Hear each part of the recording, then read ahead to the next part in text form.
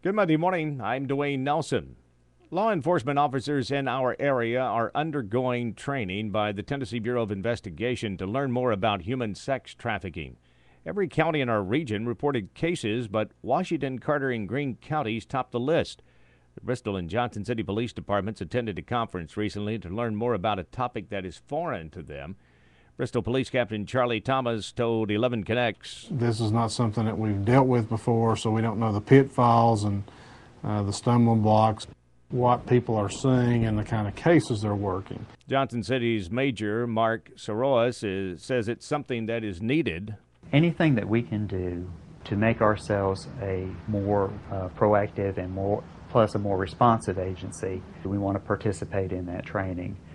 Bristol is currently investigating a human trafficking case that involves a person coming here illegally and putting the person into servanthood until they pay back the person who helped them. Medical examiner in Roanoke has ruled the death of a Bristol, Virginia woman not a homicide. The body of 23-year-old Adrian Ryan Scott was found inside her home on Norfolk Avenue Friday night by a co-worker. A baby was also found inside the home but was all right and is now with family members. Authorities are awaiting tests to determine the exact cause of death. Unicoi County leaders could address the recent indictment of Sheriff Ken Harris and how they plan to proceed in addressing the matter at a meeting this evening. Harris was indicted on 10 felony charges on October 14th. Commissioners and County Attorney Doug Schultz are expected to meet privately prior to the commission meeting. Schultz is going to brief county leaders on their options regarding the sheriff. One option would be the initiation of ouster proceedings, which is considered a civil matter, but no action will be made behind closed doors. That decision would be open to the public as not to violate the state's sunshine law.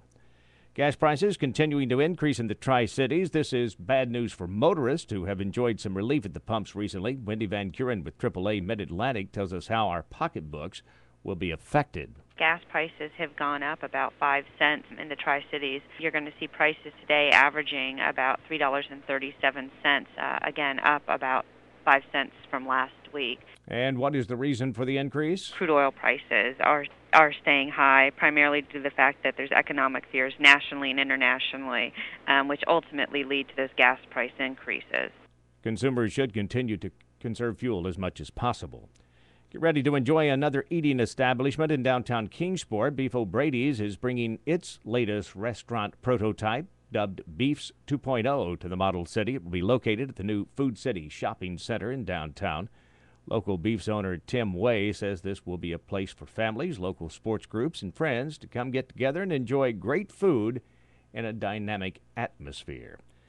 Single vehicle crash over the weekend in Smith County, Virginia, has claimed the life of a Marion man. According to Virginia State Police, 49-year-old Derek Allen was killed Saturday afternoon near mile marker 51 of Interstate 81.